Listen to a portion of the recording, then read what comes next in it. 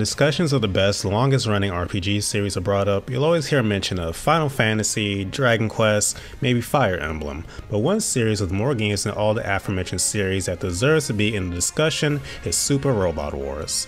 With over 40 games under the series banner, 2021 marks the series' 30-year anniversary. In this video, I'm going to go over what exactly Super Robot Wars is, why it's been beloved by fans for 30 years, why there's a good chance despite its legacy many of you may have never heard of it, and why many of the games in the series are must-play RPGs even for non-mecha fans.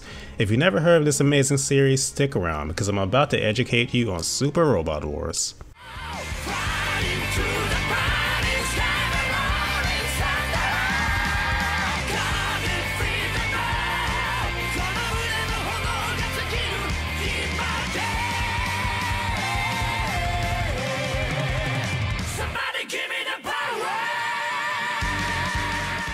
So let's start off by explaining what exactly Super Robot Wars, or SRW, is. Started in 1991 with the original Super Robot Wars on Game Boy, most entries in the SRW series are crossovers of mecha anime using grid-based strategy combat, in the same vein as Fire Emblem or Final Fantasy Tactics. Let's take a much more recent game for example, like Super Robot Wars X on the PS4. In this game you have Gundam Wing, Code Geass, Gurren Lagann, Cross Edge, Mazinger, and more. But the cool thing about this series that I and many others love about it is that unlike other crossover games and their throwaway generic plots, Super Robot Wars goes out of its way to make all these anime work in a cohesive and engaging story that will keep you hooked from beginning to end. In combat, you and enemies take turns until you fulfill your mission objective like in a typical strategy RPG. But both during and in between missions are story segments from shows that move the overall plot forward. Let's take a popular show that you may know and use it as an example. A certain stage in Super Robot Wars V for the PS4 has you playing out the events of the first battle of Evangelion, where Eva Unit 1 goes berserk against the angel Sachio. But instead of cutting to the next scene of Evangelion, Eva Unit 1 turns on your other allied character, Koji from Mazinger, and tries to kill him. Things aren't looking good for Koji, but your allies appear the next turn to help, and with everyone's powers combined, you have to work together to stop Eva 1's rampage and save Shinji who is inside. After doing this, the story goes from there. Now, the scene I just described to you serves multiple purposes. First, it provides an organic and believable way for your group to meet with both Shinji, who's in a berserk mech, and Koji, who needs to be saved. Next, the fact that people were able to detain Eva 1 convinces Gendo Ikari that he can leave the Evas in your hands, giving a very plausible reason for Shinji to join us on our journey in the first place. And third, it plays into Shinji's character development, since after your group calms Eva 1 down, another angel attacks, and Shinji is forced to go back out, determined to make up for the trouble he caused by not being able to handle the first angel on his own.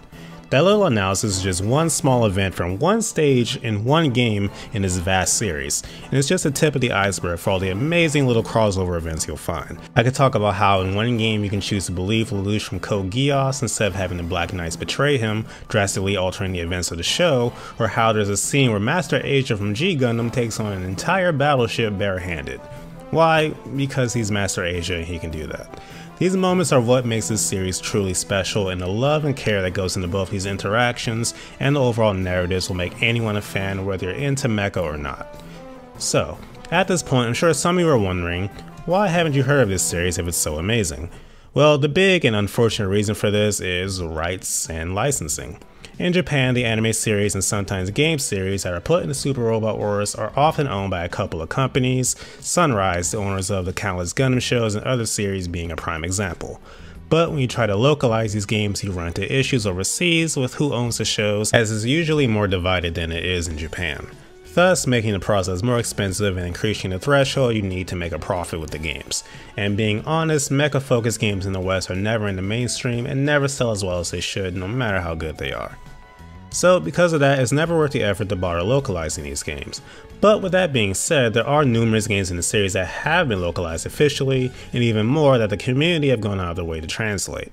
In recent years specifically, most games in the series have been localized in the Asian market with an English translation included.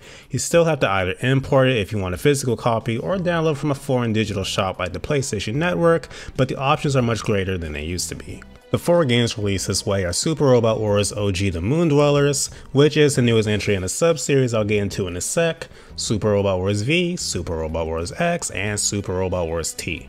These last 3 are all standalone experiences anyone can jump right into and would all make great starting places for your first game in the series. Now let's go back to the first game I mentioned real quick, Moon Dwellers. As I said, it's the newest entry in a sub-series.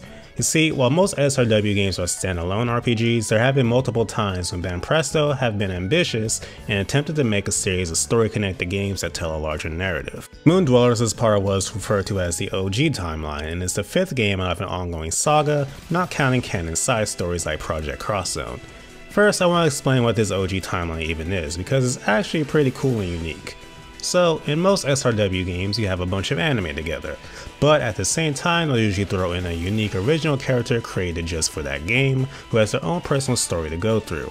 What the OG timeline is a separate timeline where these scattered original characters from various games in the series get to star in their own crossover without any licensed anime characters. And because everything and everyone in the OG timeline is owned by Banpresto, they have free reign to do whatever they want. So characters that had no relation from different universes beforehand suddenly have different intertwined backstories and relations. Another way to think of it is if you were able to take all your OCs or original characters and put them in their own universe for them to get into shenanigans in. And the first games in the OG timeline are the perfect place to start playing Super Robot Wars, so long as you don't mind the lack of anime crossover. You can either start with Original Generation 1 on the Game Boy Advance, or if you have access to it, Original Generation 1 and its direct sequel, Original Generation 2, were ported and overhauled for the PS2 with amazing 3D graphics, and has actually recently got an English patch.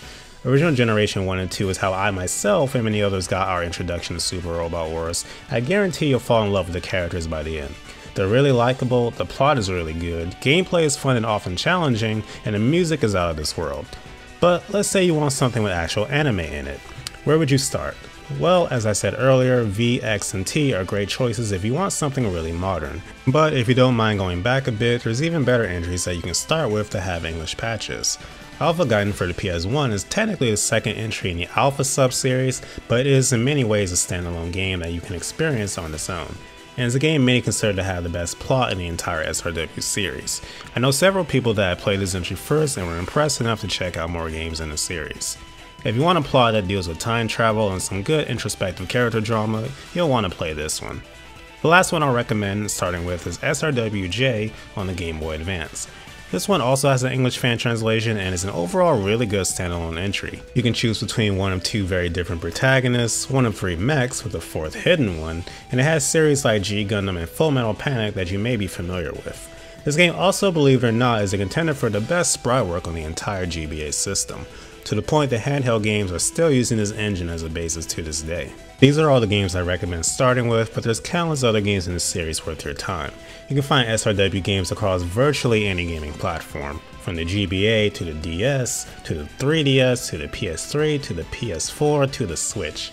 Many don't have proper English releases or translations, but most major games in the series do have translated story guides, menu translations, and virtually anything else you would need to play them. You don't need to know a lick of Japanese to enjoy these games, as the basic menus and commands stay virtually the same through the series' entire history. So once you familiarize yourself with the basic commands, you're good to go. The Super Robot Wars fanbase is very dedicated and passionate, to the point some of these games have word-for-word translation guides out there. So despite how text-heavy these games are, odds are someone has gone out of their way to make the experience easy and comfortable for newcomers and longtime fans alike, with translated guides, patches, walkthroughs, and more. If you have even the slightest interest in the series after this video, I implore you to give it a chance. I know you won't regret it. And if you ever have any questions about anything SRW related, I myself and many other members of the community are always eager to help you with anything you need. The Super Robot Wars series is a special one-of-a-kind series that I have a great passion for, and I hope this video did a good job in showcasing even just slightly why that passion is warranted. The series celebrates its 3rd year anniversary this year, and this is only the first of several video projects I had planned for it. To see other videos and more, click the subscribe button and the bell icon to stay up to date with my content here on YouTube. The goal for 2021 is to hit 6,000 subscribers, and with your help I know we can achieve it. And do me a favor and leave a like on this video and share it with other RPG fans you know. I greatly appreciate it.